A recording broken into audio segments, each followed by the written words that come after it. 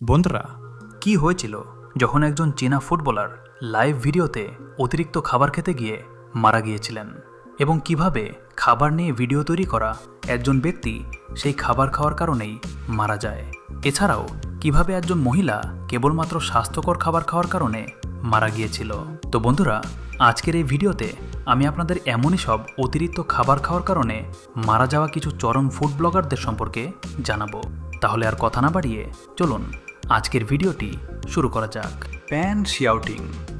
বন্ধুরা, পৃথিবীতে প্রায় সবারই খাওয়া দাওয়ার শখ থাকে, কিন্তু কিছু লোক এমনও রয়েছে যারা মনে করে যে তারা পৃথিবীতে কেবলমাত্র খাবার খাওয়ার জন্যই জন্মেছে, আর খাবারের পেছনে তারা নিজেদের জীবনেরও পরোয়া করে না।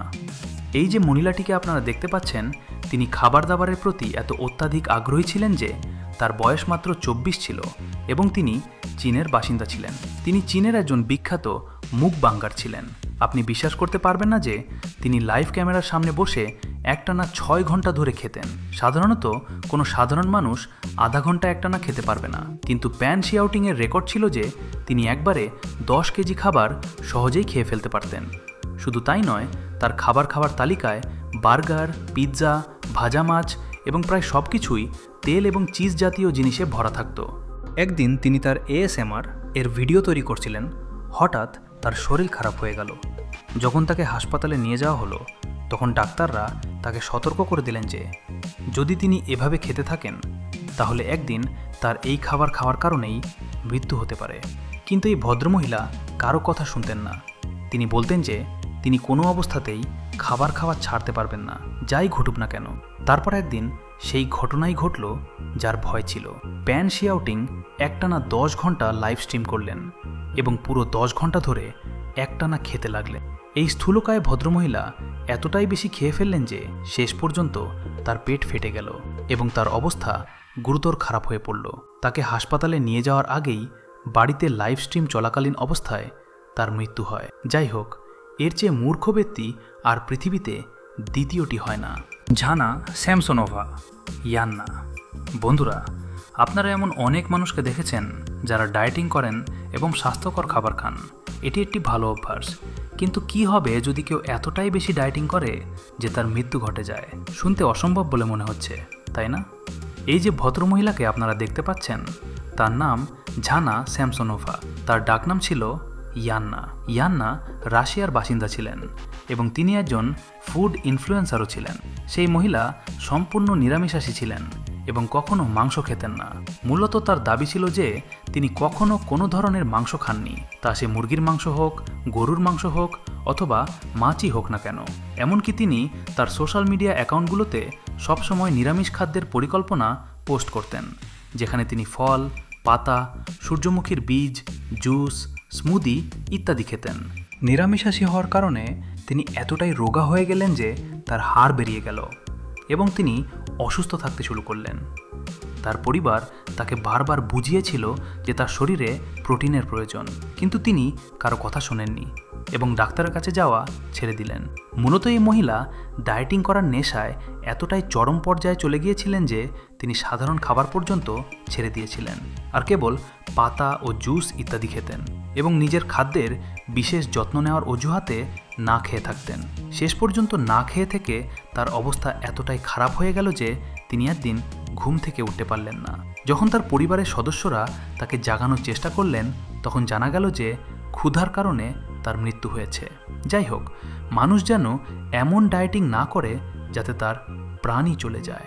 ক্যান্ডি গডবা।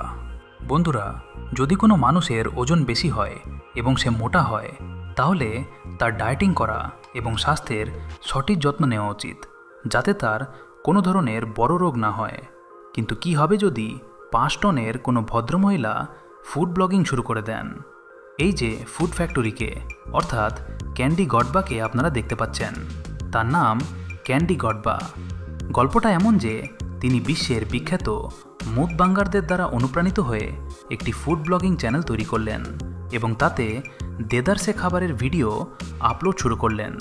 তিনি একবারে এত বেশি খাবার খেতেন যে একজন সাধারণ মানুষ পুরো সপ্তাহ তা খেতে পারবে না, কারণ তার পেট ইতিমধ্যেই জলপ্রপাতের মতো শরীর থেকে নিচের দিকে নেমে গিয়েছিল।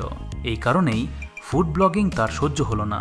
একদিন তিনি খাবার খাচ্ছিলেন, হঠাৎ তার পেট খারাপ হয়ে গেল। তখন তার পরিবারের সদস্যরা তাকে হাসপাতালে নিয়ে গেলেন। তখন ডাক্তাররা তাকে সতর্ক করে দিলেন যে যদি তিনি তার খাওয়া দাওয়া বন্ধ না করেন তাহলে তার বেঁচে থাকা অসম্ভব। তার আকারের তুলনায় যদি তিনি মাসে একবারও খাবার খেতেন তাহলে তা যথেষ্ট ছিল। যাই হোক, তিনি দ্রুতই ডাক্তারের কথা বুঝতে পারেন এবং অতিরিক্ত খাওয়া বন্ধ করে দিলেন। ভাগ্যক্রমে তার বুদ্ধি ছিল, না হলে তার পরিণতিও অন্য ফুড ব্লগারদের মতোই হতো। টেইলর ব্রাইস লেজুন, WHTTFF নয়। বন্ধুরা, এই যে ব্যক্তিকে আপনারা দেখতে পাচ্ছেন তিনি একজন বিখ্যাত টিকটকার ছিলেন। তিনি টিকটকে WHTTFF নয় নামের একটি অ্যাকাউন্ট তৈরি করেছিলেন, যেখানে তার প্রায় 2 মিলিয়ন ফলোয়ার ছিল। তিনি তার চ্যানেলে প্রতিদিন এই সীমার চরম খাবারের ভিডিও আপলোড করতেন। সেখানে তিনি চিজ ভরা অতিরিক্ত বড় বার্গার, ফ্রাইড আইটেম এবং অনেক ধরনের জাঙ্ক ফুড খেতেন। একদিকে এই ব্যক্তি এমনিতে মোটা ছিলেন, তার উপর সারাদিন বিপজ্জনক বিভিন্ন ধরনের জিনিস খেতেন। এতটাই বেশি পরিমাণে খেতেন যে শেষ পর্যন্ত তার শ্বাস নেওয়ার জায়গা থাকতো না। 2023 সালের 11 জানুয়ারির ঘটনা, যখন টেইলর লেজুন খাবার খেতে খেতে টিকটকে লাইভ স্ট্রিম করছিলেন। স্ট্রিমিং চলাকালীন লেজুন এতটাই অতিরিক্ত খাবার খেয়ে ফেললেন যে হঠাৎ করে তার শরীর খারাপ হয়ে যায়। তার পরিবারের সদস্যরা তাকে দ্রুত হাসপাতালে নিয়ে যান, কিন্তু যখন ডাক্তার পরীক্ষা করলেন তখন জানা গেল যে তার হার্ট অ্যাটাক হয়েছে, যার কারণে ঘটনাস্থলেই তিনি মারা যান। আসলে অতিরিক্ত খাবার খাওয়ার কারণে তার শরীরে কোলেস্টেরলের মাত্রা অনেক বেড়ে গিয়েছিল, কিন্তু এরপরও তিনি না তৈলাক্ত খাবার ছাড়তেন আর না তো খাবার খাওয়ার কোনো কমতি আনতেন। শেষ পর্যন্ত তার কোলেস্টেরলের মাত্রা এতটাই বেড়ে গেল যে তার হার্টের শিরাগুলো বন্ধ হয়ে গেল এবং তিনি হার্ট অ্যাটাকে মারা গেলেন। এর চেয়ে বড় বোকামি আর কি হতে পারে, আপনারা বলেন? Pan shouting. বন্ধুরা, শানশান ছিলেন একজন মহিলা যিনি তার খাবারের ভিডিও আপলোড করতেন। তিনি প্রতিদিন তার অ্যাকাউন্টে ভিডিও পোস্ট করতেন, এমনকি লাইভ স্ট্রিম করতেন, যাতে মানুষ তাকে খেতে দেখে এবং তিনি অর্থ উপার্জন করতে পারেন। আর মানুষও তাকে বেশ আগ্রহ নিয়ে দেখত। অল্প সময়ের মধ্যেই শানশানের প্রায় 5 লাখ ফলোয়ার হয়ে গিয়েছিল। শানশান সবসময় তার ভিডিওগুলোতে জাঙ্ক ফুড, তৈলাক্ত এবং অস্বাস্থ্যকর জিনিস খেতে দেখা যেত এবং এত বেশি পরিমাণে তিনি খেতেন যে তাকে দেখে ভক্তরাও অবাক হয়ে যেত। 2021 সালের জানুয়ারিতে শানশান পুরো 1 সপ্তাহ ধরে কোনো ভিডিও আপলোড করেননি, লাইভে আসেননি। যখন তার ভক্তরা তাকে খুঁজে বের করার চেষ্টা করলেন তখন জানা গেল যে অস্বাস্থ্যকর এবং তৈলাক্ত খাবার খাওয়ার কারণে শানশানের শরীরে ক্যালোরির মাত্রা এতটাই বেড়ে গিয়েছিল যে তিনি সেরেবেলাম হেমোরেজ নামক এক ধরনের রোগের শিকার হন। আর একদিন তার মস্তিষ্কে রক্তক্ষরণের কারণে তার মৃত্যু হয়। যাই হোক, এর থেকে একটা জিনিস প্রমাণিত যে অতিরিক্ত খাওয়া মানুষকে মৃত্যুর মুখে ঠেলে দিতে পারে। মদ্যপ ফুড ব্লগার।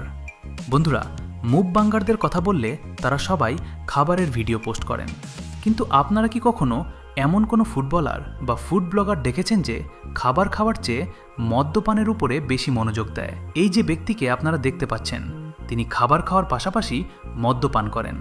আর শুধু তাই নয়, মদ্যপান করার পর তিনি এতটাই মাতাল হয়ে যান যে তিনি কি করছেন তা তিনি নিজেও বুঝতে পারেন যান না। তিনি মূলত একজন ট্যাটু শিল্পী এবং বেশ চমৎকার ট্যাটু তৈরি করেন। তার শরীরে অনেক ট্যাটু রয়েছে, কিন্তু তার চ্যানেলে তিনি মদ্যপানের ভিডিও বেশি পোস্ট করেন।